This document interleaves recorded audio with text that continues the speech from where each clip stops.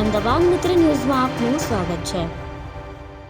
Ahmedabad municipal કોર્પોરેશનના મધ્ય ઝોનમાં પ્રોપર્ટી ટેક્સ વિભાગમાં ફરજ બજાવતા એક જુનિયર ક્લાર્કને એસીબીએ 2000ની લાંચ લેતા ઝડપી પાડ્યો છે, જેના પગલે મ્યુનિસિપલ કોર્પોરેશનના ટેક્સ વિભાગ દ્વારા તાત્કાલિક અસરથી જુનિયર ક્લાર્કને સસ્પેન્ડ કરવામાં આવે છે। જુનિયર ક્લાર્ક વિરુદ્ધ ખાતાકીય તપાસ પણ શરૂ કરવામાં આવી છે। ટેક્સ વિભાગમાં અરજીઓમાં કોઈ પાસેથી લાંચ માંગવામાં આવી છે કે કેમ અને કેટલી અરજીઓ પેન્ડિંગ હતી તેને લઈને પણ તપાસ શરૂ કરાઈ છે।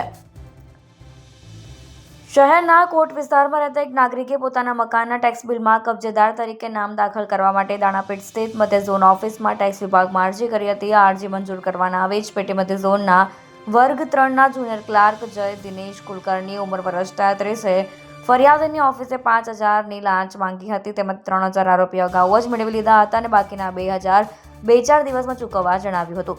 ફરિયાદી બાકીના નાણાં આપવા ન માંગતા હોવાથી તેમણે આ અંગે એસીબીનો સંપર્ક કર્યો। ફરિયાદીની અપીલના આધારે એસીબીની ટીમે દાણાપીઠ ખાતે આવેલ એએમસીની સ્ટાફ કેન્ટીનમાં લાંચનું ઝટકું ગોઠવ્યું, જ્યાં આરોપી જય ફરિયાદી સાથે હેતુલક્ષી વાતચીત કરી બાકીના 2000 સ્વીકારતા જ એસીબીના હાથે ઝડપાઈ ગયો।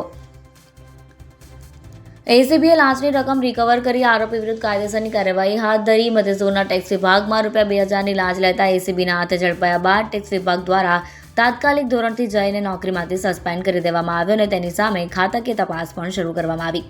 એક વિભાગમાં રોજની 50થી વધારે અરજીઓ અલગ અલગ કારણોસર આવતી હોય છે, તેને તાત્કાલિક ધોરણથી મંજૂર કરવાની હોય છે, પરંતુ અનેક અરજીઓમાં વિલંબ થતો પાછળના કારણ અધિકારીઓના કર્મચારીઓની ભ્રષ્ટાચારની ભૂખ હોય છે।